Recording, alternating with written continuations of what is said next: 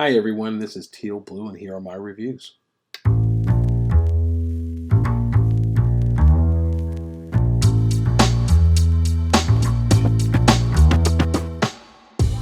Alright, today we're talking about the movie Till. This was supposed to be a first review, first reaction review, but because of technical difficulties, we turned into a actual full review. So we're going to talk about the movie Till. It was directed by Chinyonye Chukwu and starring Danielle Deadwyler. Some of you that have watched shows like The Haves and Have Nots and other shows have noticed that she's had more of a recurring role in some of other television shows. And this was one of her big breaks, a big opportunity for her to have a major role. She's always had a recurring supporting actress role, and I thought that this would be a fantastic opportunity for her, especially seeing the trailers. I think that some of the roles she's played has always been somewhat more of a sideshow and role where she's just a bit eccentric on some of her characters. I think that this was a role that really just was like a 180. And she's playing the role of Mamie Till. Obviously, if for anyone that doesn't know, then you should know. I mean, honestly, this is not a review of a movie that should be a spoiler at all. Because if you don't know about the Emmett Till story, then you should definitely do your homework when it comes to Emmett Till. Emmett Till, of course, was a boy that was taking a vacation with his family down to Mississippi from Chicago and was murdered brutally by white men at the time in Mississippi. He was 14 years old. He was abducted, tortured, and lynched after being accused of offending a white woman, Carolyn Bryant. That was a really big deal in 1955 at the time. He was lynched, he was murdered, and he was basically disfigured at the time. And it became a major deal nationally, went into courts, and of course, the ones that were charged with the murder, they were acquitted of all charges at the time. And of course, it was a jury of 12 white men in Mississippi, which kind of would have given you a lopsided, obvious result when it came to that. Getting back to the whole purpose of that, and the whole point of that is that we go into this film, and most of the film was focused on Mamie Till-Mobley and how she was handling things and her feelings and her perspective of the entire thing, the film. We also had Whoopi Goldberg, who played Alma Carthen, who was the mother of Mamie Till-Mobley. And you also had the father, played by Frankie Faison, who's been a longtime actor, Haley Bennett, who played Carolyn Bryant. And I think that she had a small part in the film. It wasn't a major. I mean, I think that in the film they really focused on just Mamie Till-Mobley. They really blew past most of the whole issue or the altercation or incident in regards to Emmett Till. Most of that was like maybe 30 minutes of the film. I'd say about 30 minutes of the film. And once those 30 minutes happened, that part was, most of it was the trial, and most of it was actually just the perspective of Mamie Till-Mobley. Danielle Deadwyler did okay. I think that there were moments that felt overwhelming for her in playing such a titular role for a character of this magnitude. I think that she could have done quite a bit better. There were moments where I felt that she did pretty well, like the funeral scene with Emmett Till. I think that was really good acting, and I felt like she met the tone, she met the emotion of that scene. But I also felt like there were some scenes where I just felt like she was trying too hard. Like when they first brought the body out of the train up from Mississippi to Chicago, I felt like they blew past certain things. And you'll have to pardon me because it's a bit challenging for me to grade this. I'm actually a little bit harder on this because I actually watched a series that came out earlier in the year.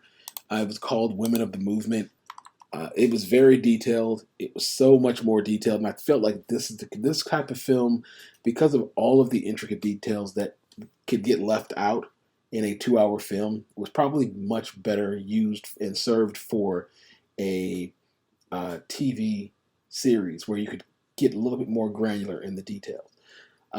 Where they talked about Carolyn Bryant, Roy Bryant, Mamie Till-Mobley, Emmett Till, all of the people, Rayfield Moody, the people that were involved in there, John Carthen and Alma Carthen, and all of the people that were a part of it, even down to the significant other of Mamie Till-Mobley, Gene Mobley, and I feel like this film, I just felt like it was not enough time.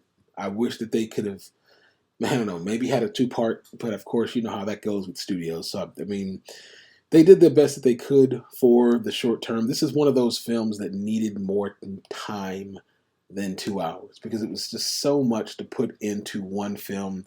You could see that it affected the pace of the film. When you go see it, you're gonna see the pace of the film. It just seems like it just speeds through certain parts and it's dragging on too much on the parts that aren't as significant. So, me overall, I give this grade of this film a 6.5 out of 10. I just feel like there was so much that was left to be desired in this film. It was something that I wish could have been much better. Um, you definitely have those key moments, of course, with people like Carolyn Bryant, and the whole altercation with Emmett Till in the store.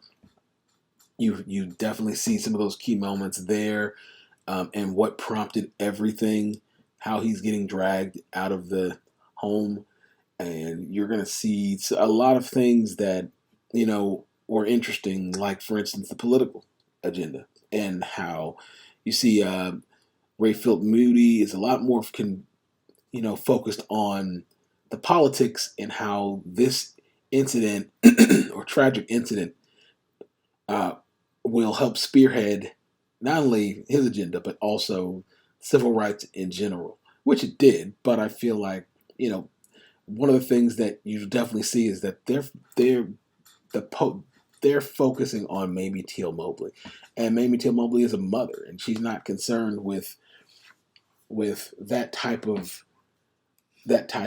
focus. The focus for her is getting justice for her son, and you see kind of that dynamic there. But overall, I think that these type of movies are important. I feel like it's good to see a lot of characters that I haven't seen in a while. Sean Patrick Thomas playing Gene Mobley. You recognize him from the barbershop movies, Save the Last Dance. There were characters and people that I hadn't seen in quite a while that played in the film. I think that this could be a good opportunity for Danielle Deadwyler for future films. I just felt like this film was just too much for her at the time. I felt like this you needed someone that was more prepared and more seasoned for this type of role. It's an extremely emotional role, and you have to have someone that is seasoned. Just the energy. I was not invested, and um, I was not caught in the moment at all. Besides the funeral scene, there was nothing that made me really captivated by the character and her overall role. But I'm proud to see that a movie like this did come out, that it was promoted. Whoopi backed it and it had production credits as far as a producer. And I support movies like this. I just feel like this was one movie that had so much more potential and had so much more opportunity. And I wish that this could have been a longer film. And they probably had no control over it when it comes to the studio. But I just feel like this could have been a longer film, maybe closer to 3 hours, because we needed to see more in the details. A lot of the details, they just kind of just blew through them just to kind of get that runtime. And I'm sure that there's probably, if you go see some of the scenes that got cut from the film, you'll probably see that they did do a lot of those things, but they probably got cut when they were trying to reach the runtime and make sure that everything hit the mark for the studio.